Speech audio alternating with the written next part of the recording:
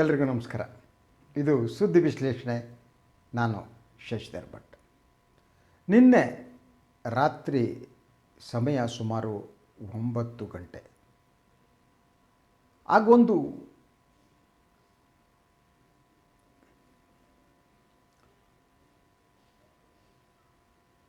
ನಮಸ್ಕಾರ.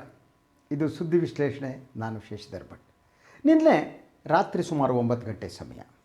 ಇದ್ದಕ್ಕಿದ್ದ ಹಾಗೆ ಸಾಮಾಜಿಕ ಜಾಲತಾಣಗಳಲ್ಲಿ ಒಂದು ಧ್ವನಿ ಕೇಳಿಬಂತು.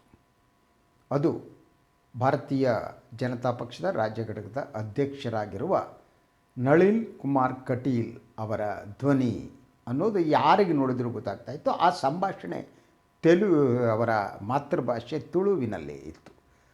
ಸೊ ಅದರ ಅರ್ಥ ಏನು ಅಂದರೆ ಬಹಳ ಸರಳವಾಗಿ ಅದು ಒಂದು, ರಾಜ್ಯದಲ್ಲಿ ಮುಖ್ಯಮಂತ್ರಿ ಬದಲಾಗ್ತಿದ್ದಾರೆ ಅನ್ನೋದು ಮೊದಲನೇದು. ಅವ್ರು ಯಾರ ಜೊತೆಗೆ ಮಾತನಾಡ್ತಾ ಹೇಳಿದ್ರು, ಈ ವಿಚಾರವನ್ನು ಯಾರಿಗೂ ಹೇಳಬೇಡಿ, ಇದು ನಿರ್ಧಾರ ಆಗಿದೆ, ರಾಜ್ಯದಲ್ಲಿ ಮುಖ್ಯಮಂತ್ರಿ ಬದಲಾಗ್ತಾರೆ. ಅಷ್ಟೇ ಅಲ್ಲ, ಅವರು ಮುಂದುವರಿತಾ ಏನು ಯಡಿಯೂರಪ್ಪನವರ ಕಾಲದಲ್ಲೇ ರಾಜಕೀಯದಲ್ಲಿ ಮುಂದಕ್ಕೆ ಬಂದಿರುವಂಥ ಇನ್ನೂ 2-3 ಜನರ ಹೆಸರು ಹೇಳಿದ್ರು, ಅವರು ಕೂಡ ಮನೆಗೆ ಹೋಗ್ತಾರೆ ಅಂತ. ಅವರು ಈಗ ಯಡಿಯೂರಪ್ಪನವರ ಸಂಪುಟದಲ್ಲಿ ಸಚಿವರಾಗಿರುವ ಜಗದೀಶ್ ಶೆಟ್ಟರ್, ಮತ್ತೊಬ್ಬರು KS ಈಶ್ವರಪ್ಪ. ಸೊ ಹಾಗೇ ಮುಂದುವರಿತಾ ಅವರು ದೆಹಲಿಯಿಂದ ಇರುವ 3 ಒಬ್ಬರು ಮುಖ್ಯಮಂತ್ರಿ ಆಗ್ತಾರೆ ಅನ್ನುವ ಭವಿಷ್ಯವನ್ನು ಕೂಡ ನೋಡಿದರು. ಸೊ ಈ ಒಂದು ಧ್ವನಿ ಸುರುಳಿ ಏನಿದೆ ಅದು ರಾತ್ರಿಯ ಹೊತ್ತಿಗೆ ವೈರಲ್ ಆಯಿತು. ಬೆಳಗ್ಗೆ ಇದ್ದಕ್ಕಿದ್ದ ಹಾಗೆ ರಾಜಕೀಯ ಸಂಚಲನವನ್ನು ಅದು ಮೂಡಿಸ್ಬಿಡ್ತು. ಸೊ ಒಬ್ಬೊಬ್ಬರೇ ಪ್ರತಿಕ್ರಿಯೆ ನೀಡೋದಕ್ಕೆ ಪ್ರಾರಂಭ ಮಾಡಿದ್ರು. ಬಹುತೇಕ ಜನ ನೀಡಿದ ಪ್ರತಿಕ್ರಿಯೆ ಅಂದರೆ ಆ ಧ್ವನಿ ಕಟೀಲ್ ಅವರದ್ದಲ್ಲ ಅಂತ. ಅದೇ ಸಂದರ್ಭದಲ್ಲಿ ಕಟೀಲ್ ಕೂಡ ಹೇಳಿದ್ರು, ಇದು ನನ್ನ ಧ್ವನಿ ಅಲ್ಲ, ಈ ಬಗ್ಗೆ ತನಿಖೆ ನಡೆಸುವಂತೆ ಮುಖ್ಯಮಂತ್ರಿಗಳಿಗೆ ನಾನು ಮನವಿ ಮಾಡ್ತೀನಿ ಅಂತಲೂ ಅವರು ನಿನ್ನೆ ಹೇಳಿದರು. ಬೆಳಗ್ಗೆ ನಾನೀಗ ದೆಹಲಿಗೆ ಹೊರಟಿದ್ದೀನಿ, ನಾನು ಇದ್ರ ಬಗ್ಗೆ ತನಿಖೆ ಆಗಬೇಕು ಅಂದರು. ಅದ್ರ ಜೊತೆಗೆ ಒಂದೊಂದೇ ಪ್ರತಿಕ್ರಿಯೆಗಳು ಬರುತ್ತೆ. ಎಂಥ ಪ್ರತಿಕ್ರಿಯೆಗಳು ಅಂದರೆ, ಬಹುತೇಕ ಸಚಿವರುಗಳು ನಳಿನ್ ಕುಮಾರ್ ಕಟೀಲ್ ಅವರನ್ನ ಡಿಫೆಂಡ್ ಮಾಡ್ತಾಯಿದ್ರು.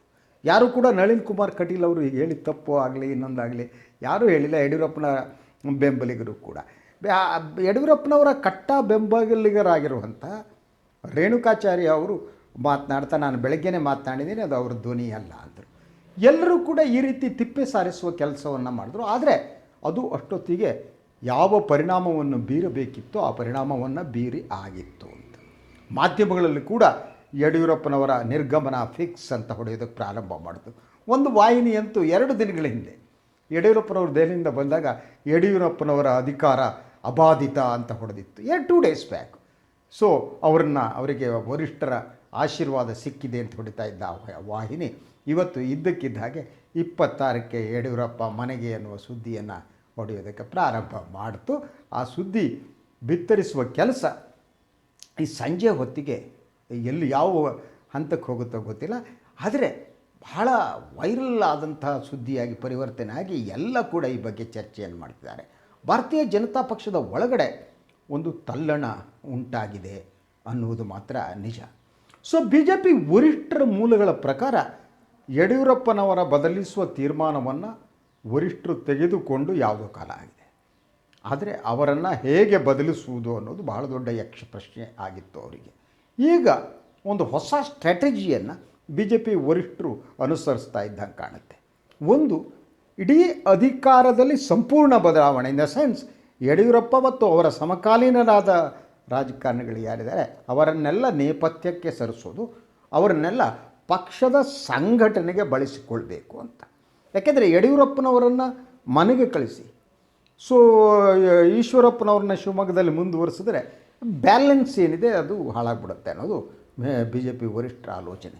ಆ ಕಾರಣಕ್ಕಾಗಿ ಯಡಿಯೂರಪ್ಪನವರ ಜೊತೆಗೆ ಈಗ ಸಚಿವ ಸಂಪುಟದಲ್ಲಿರುವ 10-12 ಜನರನ್ನು ಮನೆಗೆ ಕಳಿಸುವುದಕ್ಕೆ BJP ವರಿಷ್ಠರು ಗಂಭೀರ ಚಿಂತನೆಯನ್ನು ನಡೆಸಿದ್ದಾರೆ. ಅದರಲ್ಲಿ ಬಹಳ ಮುಖ್ಯವಾಗಿ ನಿಮಗೆ ಈಶ್ವರಪ್ಪನವರಿದ್ದಾರೆ, ಜಗದೀಶ್ ಶೆಟ್ಟರ್ ಇದ್ದಾರೆ, ಹಾಗೆಯೇ ಯಡಿಯೂರಪ್ಪ ಹೇಗೂ ಇದ್ದಾರೆ. ಅಂದರೆ 2ನೇ ಹಂತದ ನಾಯಕರಿಗೆ ಅಧಿಕಾರ ವಹಿಸಿಕೊಡಬೇಕು ಅನ್ನೋದು BJP ವರಿಷ್ಠರ ಆಲೋಚನೆ. ಅದರ ಜೊತೆಗೆ ಇವರು ಯಾರೋ ಮಾರ್ಗದರ್ಶಕ ಮಂಡಳಿ ಟೈಪ್ ಮಾಡಿಬಿಟ್ಟು ಇವರನ್ನೆಲ್ಲ ಪಕ್ಷದ ಕೆಲಸಕ್ಕೆ ಮಾರ್ಗದರ್ಶನ ಮಾಡೋದಕ್ಕೆ ಹಚ್ಚಬೇಕು ಅನ್ನೋದು. ಅದು ನಳಿನ್ ಕುಮಾರ್ ಕಟೀಲ್ ಅವರ ಮಾತಿನಲ್ಲಿ ಬಹಳ ಸ್ಪಷ್ಟವಾಗಿತ್ತು. ಅವರು ಡಿನಾಯ್ ಮಾಡಿದರೂ ಕೂಡ ಅದು ನಳಿನ್ ಕುಮಾರ್ ಕಟೀಲ್ ಅವರ ಧ್ವನಿ ಇದ್ದ ಹಾಗೆ ಇದೆ. ಅದನ್ನು ಇನ್ಯಾರು ಇಮಿಟೇಟ್ ಮಾಡಿ ಅದು ನಕಲಿ ಅಂತ ನಂಬೋದು ಕಷ್ಟ. ಆದರೆ ಅದು ತನಿಖೆ ಆಗಬೇಕು, ಇನ್ನೊಂದು ಆಗಬೇಕು ಅನ್ನೋ ಮಾತು ಕೇಳ್ತಾ ಇದೆ. ಇದರ ನಡುವೆ ಹಲವಾರು ನಾಯಕರು ದೆಹಲಿಯ ಮೇಲೆ ಕಣ್ಣೆಟ್ಟಿದ್ದಾರೆ. ಮುಖ್ಯಮಂತ್ರಿ ಸ್ಥಾನಕ್ಕಾಗಿ ಟವಲ್ ಹಾಕುವ ಯತ್ನ ನಡೆಸಿದ್ದಾರೆ. ಅವರಲ್ಲಿ ಭಾಳ ಪ್ರಮುಖವಾಗಿ ಮುರುಗೇಶ್ ನಿರಾಣಿ. ಸೊ ಕಳೆದ ಕೆಲವು ತಿಂಗಳುಗಳಿಂದ ಸತತವಾಗಿ ದೆಹಲಿಗೆ ಹೋಗ್ತಾ ಭೇಟಿ ನೀಡ್ತಾ ಬಂದವರು ನಿರಾಣಿಯವರು. ಅಮಿತ್ ಶಾ ಅವರಿಗೆ ತುಂಬ ಹತ್ತಿರ ಅವರು ಅಂತ ಹೇಳಲಾಗ್ತಾ ಇದೆ. ಹಾಗೆಯೇ ಅಮಿತ್ ಶಾ ಅವರ ಪುತ್ರಗೂ ಕೂಡ ಜೈ ಶಾ ಅವರಿಗೂ ಇವರು ಹತ್ತಿರ ಅಂತ ಹೇಳಲಾಗ್ತಾ ಇದೆ. ಇವರ ಸಕ್ಕರೆ ಕಾರ್ಖಾನೆಗೆ ಯಾವುದೋ ಒಂದು ಕಾರ್ಯಕ್ರಮಕ್ಕೆ ಅಮಿತ್ ಶಾ ಬಂದು ಹೋಗಿಯೂ ಆಗಿದೆ. ಅದ್ರ ಜೊತೆಗೆ ಇದಕ್ಕಿದ್ದಾಗಿ ದಿಢೀರಂತ ನಿನ್ನೆ ರಾತ್ರಿ ಮುರುಗೇಶ್ ನಿರಾಣಿ ಅವರು ವಾರಣಾಸಿಗೆ ತೆರಳಿದ್ರು. ಅಲ್ಲಿಂದ ಇವತ್ತು ದೆಹಲಿಗೆ ಹೋಗ್ತಾರೆ. ಪಕ್ಷದ ವರಿಷ್ಠರ ಜೊತೆ ಮಾತುಕತೆ ನಡೆಸ್ತಾರೆ ಅನ್ನೋದು ಕೂಡ ಕೇಳಿ ಬರ್ತಾ ಇದೆ. ಹಾಗೆಯೇ ಹಲವು ಹೆಸರುಗಳು ಇವೆ. ಡಾಕ್ಟರ್ ಅಶ್ವಥ್ ನಾರಾಯಣ ಅವರ ಹೆಸರು ಕೇಳಿ ಬರ್ತಾ ಇದೆ. ನಾನು ನಿನ್ನೆನೂ ಹೇಳಿದೆ ಯಾರ್ಯಾರು ಮುಖ್ಯಮಂತ್ರಿಗೆ ಹೆಸರು ಕೇಳಿ ಬರ್ತಾ ಇದೆ.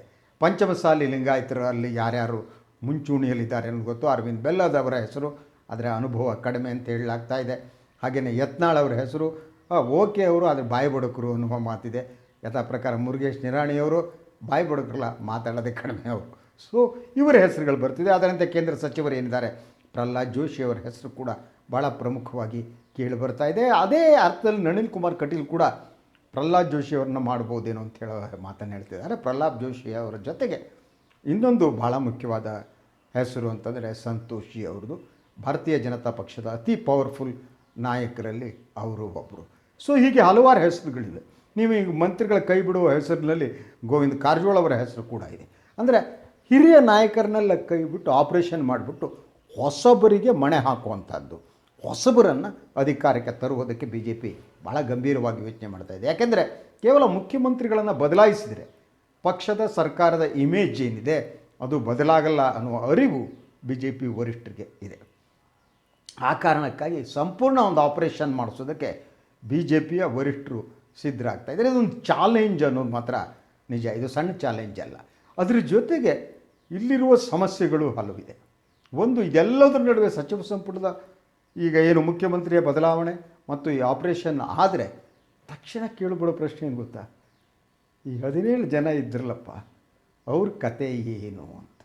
ಯಡಿಯೂರಪ್ಪನವರನ್ನು ಮುಖ್ಯಮಂತ್ರಿ ಮಾಡಿದವರು. ಎಸ್, ಯಡಿಯೂರಪ್ಪನವರು ಅವರಿಗೆ ಆಶ್ವಾಸನೆ ಕೊಟ್ಟಿದ್ದರು, ನಿಮ್ಮನ್ನು ಸಚಿವರನ್ನಾಗಿ ಮಾಡ್ತೀರಿ, ಅಧಿಕಾರ ಮಾಡ್ತೀವಿ, ನೀವು ಏನು ಕಾಂಗ್ರೆಸ್ ಮತ್ತು ಜೆ ಡಿ ಎಸ್ ಸರ್ಕಾರವನ್ನು ಕೆಡವಿ ಬನ್ನಿ ಅಂತ. ಆಯಿತು, ಅವ್ರು ಕೆಡವಿ ಬಂದರು, ಅದರ ಇಲೆಕ್ಷನ್ ನಿಂತರು, ಮತ್ತು ಆಯ್ಕೆ ಆದರು, ಸಚಿವರಾದರು. ಆದರೆ ಯಡಿಯೂರಪ್ಪನವರು ಕೊಟ್ಟ ಮಾತನ್ನು ಪಕ್ಷದ ವರಿಷ್ಠರು ಉಳಿಸ್ಕೋತಾರೆ ಅಂತ. ಹೊಸ ಮುಖ್ಯಮಂತ್ರಿ ಬಂದಾಗ ಹೊಸ ಮುಖ್ಯಮಂತ್ರಿ ಯಡಿಯೂರಪ್ಪನವರ ಮಾತನ್ನು ಯಾಕೆ ಕೇಳಬೇಕು ಅವನು? ಯಡಿಯೂರಪ್ಪನವ್ರು ಕೊಟ್ಟ ಮಾತನ್ನು ಯಾಕೆ ಉಳಿಸ್ಕೋಬೇಕು ಅವನು? ಈಗ ಎಲ್ಲರೂ ಒಂದೇ ಅಲ್ವಾ? ಭಾರತೀಯ ಜನತಾ ಪಕ್ಷದ ಶಾಸಕರೆಲ್ಲ ಒಂದೇ. ಸರ್ಕಾರ ಕೆಳಗೆ ಬಂದು ಅದಕ್ಕೆ ಅಧಿಕಾರ ಅನುಭವಿಸಾಗ್ಬಿಟ್ಟಿದೆ. ಸೊ ಇದಾದರೆ ಈ ಶಾಸಕರೇನಿದ್ದಾರೆ ಇವರು ತೀವ್ರ ತೊಂದರೆ ಸಿಲುಕಾಗ್ತಾರೆ. ಈಗಾಗಲೇ ದೆಹಲಿಗೆ ವರಿಷ್ಠರನ್ನ ನೋಡುವ ಯತ್ನವನ್ನು ಅವ್ರ ಅಪಾಯಿಂಟ್ಮೆಂಟ್ಗಾಗಿ ಟ್ರೈ ಮಾಡ್ತಾನೆ ಇದೆ. ಬಿ ಸಿ ಪಾಟೀಲ್ರವರು ನಿನ್ನೆ ಡೆಲ್ಲಿಗೆ ಹೋಗಿದ್ದಾರೆ ಅಂತ ಹೇಳಲಾಗ್ತಾ ಇದೆ. ಅವರಲ್ಲಿ ಯಾರನ್ನು ಭೇಟಿ ಮಾಡ್ತಾರೋ ಗೊತ್ತಿಲ್ಲ. ಆದರೆ ಇವರು ಕೂಡ ಬಿ ಜೆ ಪಿ ಎಲ್ಲ ಶಾಸಕರಲ್ಲಿ ಒಬ್ಬರು ಆಗೋದ್ರಿಂದ ಇವರಿಗೆ ಅಧಿಕಾರ ಸಿಕ್ಕೇ ಸಿಗುತ್ತೆ ಅಂತ ಹೇಳೋಕ್ಕಾಗಲ್ಲ. ಅದ್ರ ಜೊತೆಗೆ ಒಂದು ಹಂತ ಮೀರಿದ ಹಿರಿಯ ಸಚಿವರನ್ನೆಲ್ಲ ಪಕ್ಕಕ್ಕೆ ತಳ್ಳಬೇಕು ಅನ್ನೋದು ಬಿ ಜೆ ಪಿ ವರಿಷ್ಠರ ಆಲೋಚನೆ ಅಂತ ಹೇಳಲಾಗ್ತಾ ಇದೆ. ಹಾಗಾದರೆ ಹಲವು ಜನ ಅಧಿಕಾರ ಕಳ್ಕೊತಾರೆ. ಗೋವಿಂದ ಕಾರಜೋಳ ಅಂತವರು ಹೋಗಲೇಬೇಕು. ವಯಸ್ಸಾದ ನಾಯಕರು, ಏನು ಯಡಿಯೂರಪ್ಪರ ಕಾಲಘಟ್ಟದಲ್ಲೂ ಇಡೀ ಸಚಿವ ಸಂಪುಟ ಹೊಸ ಮುಖಗಳಲ್ಲಿ ಅದು ಕಾಣಿಸ್ಕೊಳ್ಬೋದು ಅಂತ ಹೇಳಲಾಗ್ತಾ ಇದೆ. ಅದು ಬಹುದೊಡ್ಡ ಆಪರೇಷನ್. ಆದರೆ ಇದರ ರಾಜಕೀಯ ಪರಿಣಾಮಗಳು ಬೇರೆ ಬೇರೆ ಆಗುತ್ತೆ ಅಂತ. ಇದಕ್ಕೆ ಕರ್ನಾಟಕದ ಅತಿ ದೊಡ್ಡ ಸಮುದಾಯವಾದ ಲಿಂಗಾಯತರು ಯಾವ ರೀತಿ ಪ್ರತಿಕ್ರಿಯೆ ನೀಡ್ತಾರೆ ಅಂತ. ಲಿಂಗಾಯತ ಸ್ವಾಮಿಗಳಂತೂ ಇವತ್ತು ಪ್ರತಿಕ್ರಿಯೆ ನೀಡೋದಕ್ಕೆ ಪ್ರಾರಂಭ ಮಾಡಿಬಿಟ್ಟಿದ್ದಾರೆ. ಯಾಕೆಂದರೆ ಬಹುತೇಕ ಎಲ್ಲ ಜಾತಿ ಸ್ವಾಮಿಗಳಿಗೂ ಯಡಿಯೂರಪ್ಪ ಅಂದರೆ ಇಷ್ಟ. ಅವರಿಗೂ ಒಟ್ಟೆ ಭಾರಿ ಭಯ ಭಕ್ತಿಗಳಿವೆ. ಈ ಸರ್ಕಾರ ತಮ್ಮದು ಅಂತ ಎಲ್ಲ ಸ್ವಾಮಿಗಳು ಅಂದ್ಕೊಂಡಂಗಿತ್ತು. ಸೊ ಈಗಾಗಲೇ ಲಿಂಗಾಯತ ಪಂಚಪೀಠದ ಸ್ವಾಮಿಗಳು ಎಲ್ಲ ಕೂಡ ಪ್ರತಿಕ್ರಿಯೆ ನೀಡಿದ್ದಾರೆ. ಇವತ್ತು ಯಾವುದೋ ಸ್ವಾಮಿಗಳು ಶಿಕಾರಿಪುರದಲ್ಲಿ ಯಡಿಯೂರಪ್ಪನವರ ಮನೆಗೆ ಭೇಟಿ ಕೊಟ್ಟರಂತೆ. ಅಲ್ಲಿ ಯಡಿಯೂರಪ್ಪನವರ ಹಿರಿಯ ಮಗ ರಾಘವೇಂದ್ರ ಪಾದಪೂಜೆ ಮಾಡಿದ್ದು ಯಾವುದೋ ಭಗವತ್ಪಾದರು ಯಾವುದೋ ಸ್ವಾಮೀಜಿ ಅಂದ್ರಪ್ಪ. ನನಗೆ ಈ ಸ್ವಾಮಿಗಳ ಹೆಸರೆಲ್ಲ ನೆನಪಿರಲ್ಲ ಕಣ್ರಿ. ಅವ್ರು ಯಾರೋ ಸ್ವಾಮಿ, ಒಟ್ಟು ಪಂಚಪೀಠದ ಸ್ವಾಮಿಗಳು. ಸೊ ಬಾಳೆಹೊನ್ನೂರು ಸ್ವಾಮಿಗಳು, ಶ್ರೀಶೈಲ ಸ್ವಾಮಿಗಳು ಎಲ್ಲ ಕೂಡ ಯಡಿಯೂರಪ್ಪನವರಿಗೆ ಬೆಂಬಲ ನೀಡಿಬಿಟ್ಟು ಇಡೀ ಸರಿ ಆಗಲ್ಲ ಅಂತಾರೆ. ಆದರೆ ಇಡೀ ಲಿಂಗಾಯತ ಸಮುದಾಯ ಯಡಿಯೂರಪ್ಪನವರ ಪರವಾಗಿ ನಿಲ್ಲುತ್ತಾ ಅಂತ. ಗೊತ್ತಿಲ್ಲ ಅಂಥ ಸೂಚನೆಗಳು ಕೆಲವೊಮ್ಮೆ ಕಾಣ್ತವೆ. ಈಗ ಕಾಂಗ್ರೆಸ್ನ ಹಿರಿಯ ನಾಯಕರಾಗಿರುವಂಥ MB ಪಾಟೀಲ್ರವರ ಪ್ರತಿಕ್ರಿಯೆ ಕೂಡ ಇವತ್ತು ಬಂದಿದೆ. ಸೊ ಅವರ ಪ್ರತಿಕ್ರಿಯೆ ಏನು ಅಂತಂದರೆ, ಯಡಿಯೂರಪ್ಪನವರಿಗೆ ಅವಮಾನ ಆಗುವಾಗ ಮಾಡಬೇಡಿ ಅನ್ನುವ ಅರ್ಥದಲ್ಲಿ ಅವರು ಮಾತನಾಡಿದ್ದಾರೆ. ಅಂದರೆ ಪಕ್ಷ ಭೇದವನ್ನು ಬರೆತು ಇಡೀ ಲಿಂಗಾಯತ ಸಮುದಾಯ ಯಡಿಯೂರಪ್ಪನವರು ಮುಂದುವರಲಿ ಅನ್ನುವ ಮನಸ್ಥಿತಿ ಇದೆಯಾ ಅಂತ ಅನುಮಾನ. ಅದ್ರ ಜೊತೆ KPCC ಅಧ್ಯಕ್ಷರು ಏನು ಅಂಥ ಒಂದು ಪ್ರತಿಕ್ರಿಯೆಯನ್ನು ನೀಡಿಲ್ಲ. ಆದರೆ ಸಿದ್ದರಾಮಯ್ಯ ನೀಡಿದ್ದಾರೆ. ನಾನು ಮೊದಲೇ ಹೇಳಿಲ್ವಾ, ನಂಗೆ ಗೊತ್ತಿತ್ತು ಯಥಾಕ್ತಾರೆ ಇವರು ಅಂತ, ಇದು ಭ್ರಷ್ಟ ಸರ್ಕಾರ ಹೋಯಿತು ಅನ್ನೋ ಮಾತನ್ನಾಡಿದ್ದಾರೆ. ಆದರೂ ಕೂಡ ಅವರ ಮಾತು ಹೃದಯದಿಂದ ಬಂದಿದ್ದೆ, ಬುದ್ಧಿಯಿಂದ ಬಂದಿದ್ದೆ ಗೊತ್ತಿಲ್ಲ. ಯಾಕಂದರೆ ಬಹುತೇಕ ಪ್ರತಿಪಕ್ಷದ ನಾಯಕರುಗಳು ಎಲ್ಲ ಕೂಡ ಯಡಿಯೂರಪ್ಪನವ್ರ ಜೊತೆ ಚೆನ್ನಾಗಿದ್ದಾರೆ. ಯಾಕೆಂದರೆ ಯಡಿಯೂರಪ್ಪನವರು ಪ್ರತಿಪಕ್ಷದ ನಾಯಕರನ್ನು ತುಂಬ ಚೆನ್ನಾಗಿ ನೋಡ್ಕೊತಾರೆ. ಅವರಿಗೆಲ್ಲರನ್ನೂ ಚೆನ್ನಾಗಿ ನೋಡ್ಕೊಳ್ಳೋದು ಗೊತ್ತು. ಆದ್ದರಿಂದ ಮುಂದೇನಾಗುತ್ತೆ ಅಂತ ನಾನು ನಿನ್ನೆ ಹೇಳಿದೆ, ಏನು 26ನೇ ತಾರೀಕು ಸೊ ಇವರು ಶಾಸಕಾಂಗ ಪಕ್ಷದ ಸಭೆಯನ್ನು ಕರೆದಿದ್ದಾರೆ. ಆವತ್ತೇ ರಾಜೀನಾಮೆ ಕೊಡಬಹುದಾ ಅಂತ. ಒಂದು BJPಯ ಒಂದು ಮೂಲದ ಪ್ರಕಾರ ಯಡಿಯೂರಪ್ಪನವ್ರು ಹೇಳಿದಂತೆ ಆಷಾಢ ಮಾಸ ಇದೆ, ಆಷಾಢ ಮಾಸ ಮುಗಿಯೋವರೆಗೆ ನಾನು ಏನೂ ಮಾಡಬೇಡಿ, ಆಷಾಢ ಮಾಸ ಮುಗಿದ ಮೇಲೆ ನಾನು ರಾಜೀನಾಮೆ ಕೊಡ್ತೀನಿ ಅಂತ. ಅವರು ಮಾಸ ಗೀಸ ತಿಥಿ ಎಲ್ಲ ನಂಬುವ ಜನ ಅಲ್ವಾ, ಸೊ ನಂಬ್ಕೋತಾರೆ. ಅವ್ರಿಗೆ ಬಿಟ್ಟಿದ್ದೆ, ನಾನು ಅವ್ರ ನಂಬಿಕೆಯನ್ನು ಪ್ರಶ್ನೆ ಮಾಡಲ್ಲ. ಆ BJP ವರಿಷ್ಠರು ಕೂಡ ಸ್ವಲ್ಪ ಇಂಥದ್ದು ನಂಬೋದ್ರಿಂದ ಆಯಿತು ಅಂತ ಆಷಾಢ ಮಾಸ ಮುಗಿಯುವವರೆಗೆ ಅವಕಾಶ ಕೊಟ್ಟಿರ್ಬೋದು ಅಂತ. ಆಷಾಢ ಮಾಸ ಯಾವತ್ತು ಮುಗಿಯುತ್ತೆ ಅಂತ ಗೊತ್ತಿಲ್ಲ. ನಾನು ನನ್ನ ಕಲೀಗ್ಸಿಗೆ ಕೇಳಿದೆ, ಯಾವತ್ತು ರೀ ಆಷಾಢ ಮಾಸ ಮುಗಿಯೋದು ಅಂತ. ಅವ್ರು ಹೇಳಿದ್ರು, ಸರ್ 26-27 ಹಂಗೆ ಮುಗಿದೋಗ್ಬಿಡುತ್ತೆ ಸಾರ್ ಅಂದರು. ಮುಗಿಬೋದೇನು.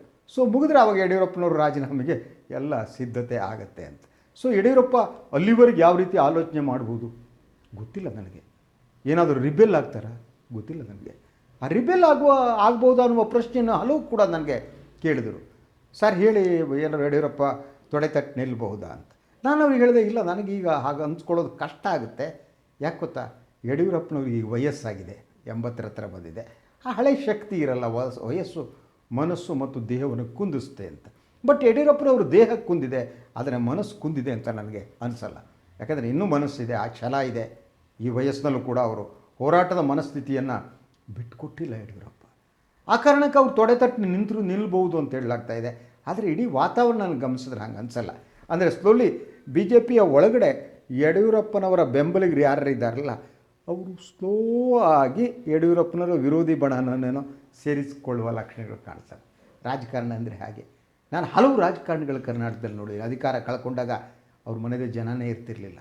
ಅದು ಗುಂಡೂರಾವ್ ಅವರ ಮನೆ ಇರಬಹುದು, ದೇವರಾಜ ಅರಸು ಅವ್ರ ಮನೆ ಇದೆ, ಎಂತೆಂಥ ನಾಯಕರುಗಳು ಹೆಗಡೆ ಮನೆ ಇರಬಹುದು, ಬಂಗಾರಪ್ಪನವ್ರ ಮನೆ, ಇದೆಲ್ಲ ಕೂಡ ಅವರು ಅಧಿಕಾರ ಕಳೆದುಕೊಂಡ ಮೇಲೆ ಅವರು ಮನೆ ಎದುರು ಯಾರೂ ಜನ ಇರ್ತಿರಲಿಲ್ಲ. ಒಬ್ಬೊಬ್ಬರೇ ಮೈಗ್ರೇಟ್ ಆಗಿ ಅವರು ವಿರೋಧಿ ಗುಂಪುಗಳಲ್ಲಿ ಸೇರಿಸ್ಕೊಳ್ಳುವಂಥದ್ದು ರಾಜಕಾರಣ ಅಲ್ವಾ.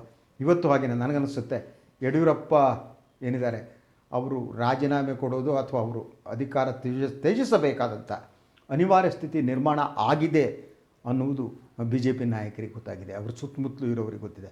ಆದ್ದರಿಂದ ಒಬ್ಬೊಬ್ಬರೇ ಟೋಪಿಯನ್ನು ತಿರುಗಿಸೋಕೆ ಪ್ರಾರಂಭ ಮಾಡಿದ್ದಾರೆ.